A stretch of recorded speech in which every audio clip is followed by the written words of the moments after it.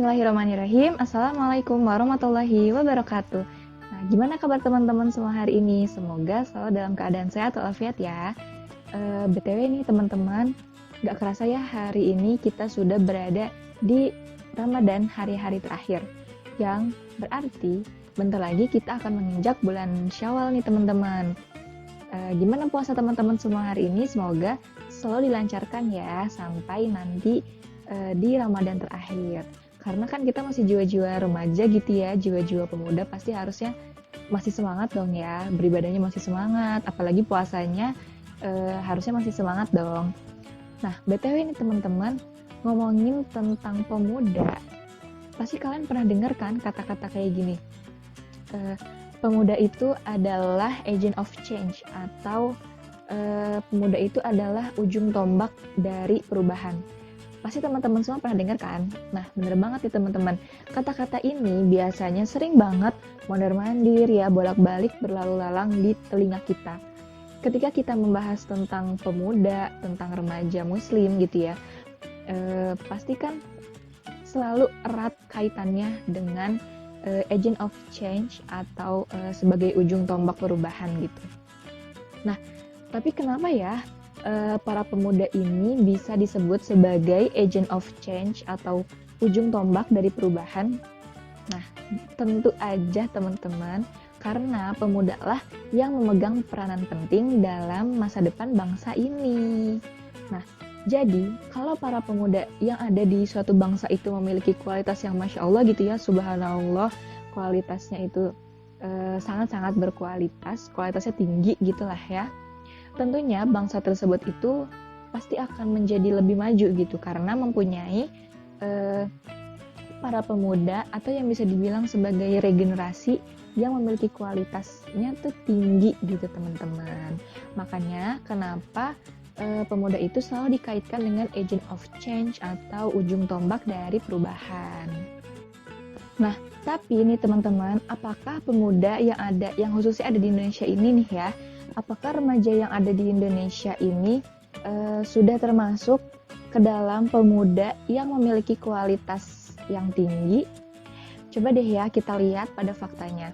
Nah, jadi gini teman-teman, pada faktanya di luaran sana, para remaja atau para pemuda-pemuda yang ada di Indonesia ini nih, mereka ini sebagian besarnya masih tersusupi oleh budaya-budaya barat seperti 3F, yaitu fun, food, dan fashion.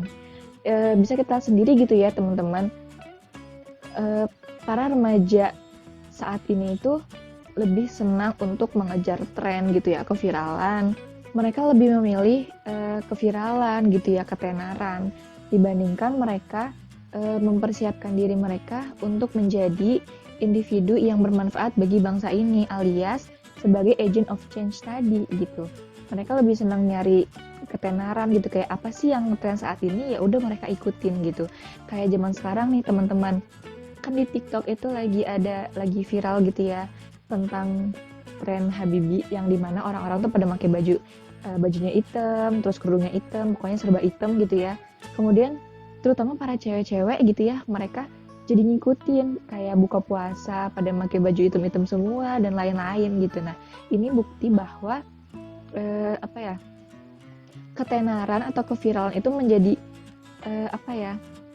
patokan utama mereka gitu dalam berbuat. Jadi apa-apa ngikutin tren gitu. Jadi para pemuda yang khususnya ada di Indonesia ini nih teman-teman, lebih memilih untuk memegang prinsip meraih kebahagiaan sebanyak-banyaknya di dunia ini, karena masa muda itu adalah masa dimana kita tuh harus bersenang-senang, harus berfoya-foya gitu ya. Jadi udahlah masa muda kita biar senang-senang aja.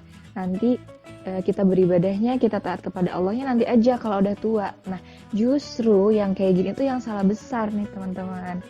Nah, pada fakta yang lain juga nih teman-teman, dari sisi pergaulan juga ya,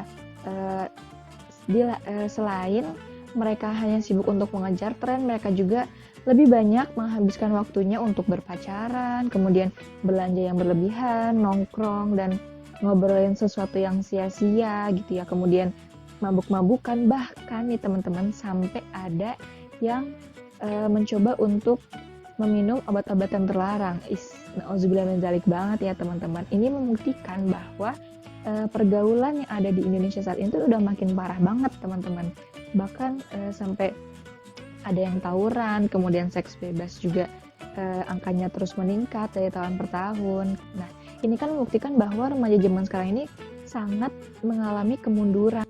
Nah, melihat fakta-fakta yang tadi nih ya teman-teman, kemudian apa sih yang harusnya kita lakuin sebagai pemuda, sebagai remaja muslim, yang nantinya kita ini kan akan menjadi regenerasi gitu ya, akan menjadi agent of change tadi, yang akan menjadi ujung tombak bagi perubahan. Nah teman-teman, seperti yang kita ketahui bersama juga, estafet kepemimpinan bagi sebuah bangsa itu kan ada di tangan kita alias para pemudanya dong. Nah, karena kan mau nggak mau, seiring berjalannya waktu lambat laun, bangsa ini kan akan mengalami regenerasi gitu. Mungkin aja gitu ya teman-teman, ketika zaman sekarang, angkatan orang tua kita yang sedang memegang kendali atau memegang kursi kekuasaan gitu. Tapi kan itu nggak akan selamanya kan. Pasti nanti lambat laun ketika orang tua kita sudah termakan oleh usia dan tidak bisa lagi untuk memegang kekuasaan pemerintahan, ya mau nggak mau kan pasti akan jatuh ke generasi kita gitu. Nah, ketika para pemudanya aja lebih memilih untuk mabuk-mabukan, untuk minum obat-obatan terlarang, kemudian lebih memilih untuk berfoya-foya, lantas apa yang akan kita berikan untuk bangsa ini ke depannya gitu kan. Ada perkataan nih dari seorang pemikir dari Beirut yang bernama Mustafa Al-Ghalayaini. Dia berkata, adalah terletak di tangan para pemuda kepentingan umat ini, dan terletak di tangan pemuda juga kehidupan umat ini. Nah, dari perkataan beliau ini teman-teman, kita bisa menangkap ya bahwa alangkah lebih baik dan alangkah bisa terbingkai dengan indah dan rapi jika para pemuda yang ada saat ini itu melek dengan kondisi bangsanya, kemudian memiliki kesadaran di dalam dirinya akan keharusan mereka untuk aktif berkontribusi dalam bangsa ini. Karena kita sebagai pemuda muslim nih teman-teman, maka kita pula lah yang nantinya akan memperbaiki kepemimpinan di kemudian hari.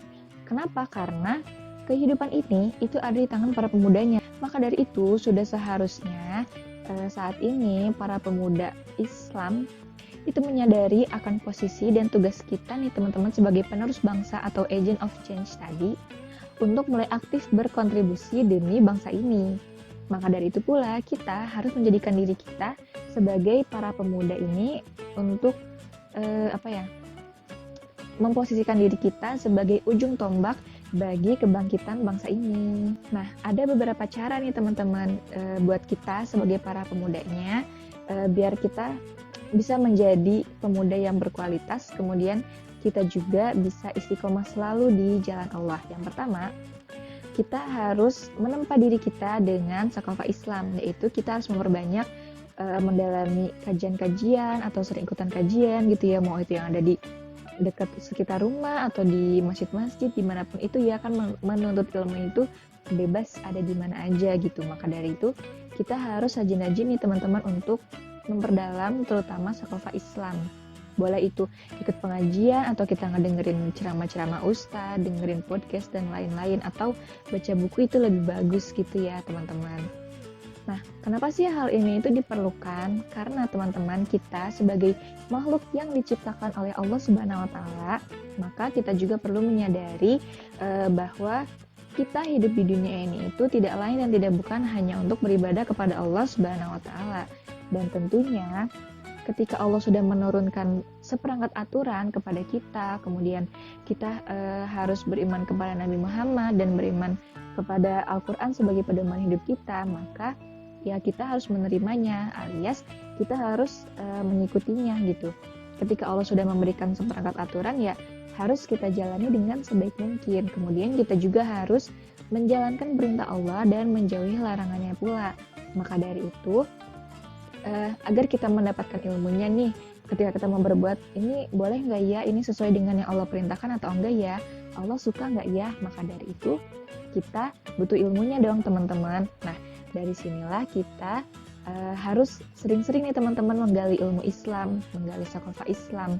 Boleh dengan cara apapun itu. Nah, kemudian yang kedua, kita harus selalu mengkaitkan perbuatan yang kita lakukan dengan kehidupan di akhirat kelak. Jadi nih teman-teman, ketika kita melakukan sesuatu, melakukan aktivitas, ketika kita berbuat sesuatu, kita harus selalu menyadarkan perbuatan kita dengan pertanggungjawaban kelak di akhirat nanti gitu. Seperti yang sudah disampaikan di poin yang pertama, kita ini hidup di dunia hanya untuk beribadah kepada Allah, maka kita hidup di dunia ini juga harus mengikuti gitu, apakah yang kita lakukan sudah sesuai dengan yang Allah perintahkan, sudah sesuaikah dengan yang Allah suka atau malah Allah benci. Itu kan harus kita perhatikan ya teman-teman. Nah, maka dari itu selama kita hidup di dunia, selama kita berbuat dan beraktivitas, kita harus selalu menyadarkan diri kita akan pertanggungjawaban itu tadi. Kemudian yang ketiga, kita harus selalu berada di dalam lingkungan yang baik. Nah, ini juga menjadi salah satu cara ya teman-teman biar kita selalu istiqomah di jalannya. Nah, kemudian di sini nih teman-teman ada hadis Rasulullah SAW bersabda, seseorang yang duduk atau berteman dengan orang soleh dan orang yang buruk, bagikan berteman dengan pemilik minyak wangi dan pandai besi. Pemilik minyak wangi tidak akan merugikanmu. Engkau bisa membeli minyak wangi darinya, atau minimal engkau mendapatkan baunya. Adapun berteman dengan seorang pandai besi, jika engkau tidak mendapati badan atau pakaian yang hangus terbakar, minimal engkau mendapat baunya yang tidak sedap. Hadis riwayat Imam Bukhari. Nah, teman-teman juga pasti sering lah ya dengar hadis-hadis ini udah famous banget gitu. Nah, dari hadis ini yang bisa kita tangkap nih teman-teman, berarti kan ketika kita memilih circle pertemanan, ini kita harus perhatikan baik-baik gitu. Jadi sebisa mungkin kita ini selalu berteman dengan orang-orang yang insya Allah lurus, kemudian selalu istiqomah dan selalu membawa kita kepada jalan kebaikan, bukan jalan keburukan gitu. Karena dengan kita berteman dengan orang-orang yang positif, dengan orang-orang yang selalu mengajak kita kepada kebenaran, dan insya Allah itu akan menguatkan diri kita juga. Kemudian yang keempat, kita sebagai remaja muslim harus bisa melek terhadap kondisi bangsa dan umat saat ini. Nah, teman-teman, ini adalah satu hal yang paling penting bagi para pemuda, yaitu harus melek dengan kondisi bangsa ini dan umat ini. Nah, tanpa kesadaran ini, kita tidak bisa menjadi seorang pemuda yang berkualitas dan berperan penting bagi bangsa ini, teman-teman. Karena kita sebagai pemuda muslim, kita tuh nggak boleh diem aja gitu dengan masalah yang terjadi pada bangsa ini. Kita tuh harus selalu gercep gitulah ya teman-teman dengan keadaan bangsa saat ini, kemudian apa yang harus kita lakukan sebagai pemuda gitu. Kita nggak boleh diem aja atau justru malah nggak peduli gitu. Itu big no teman-teman. Nah, insya Allah nih teman-teman, dari poin-poin yang ada di atas tadi, insya Allah akan bisa menjadikan diri kita sebagai muslim yang berkualitas dan berperan penting bagi perubahan bangsa alias agent of change tadi. Nah, mumpung kita masih muda nih teman-teman, yuk kita manfaatin waktu kita untuk mengkaji ilmu Islam lebih banyak lagi. Dan yang paling penting lagi nih teman-teman, kita harus bisa mulai aktif berkontribusi dalam bangsa ini. Nah, mungkin sekian yang bisa saya sampaikan. Mohon maaf bila masih terdapat banyak kesalahan dan kekurangan. Wabillahi taufiq wal hidayah. Wassalamualaikum warahmatullahi wabarakatuh.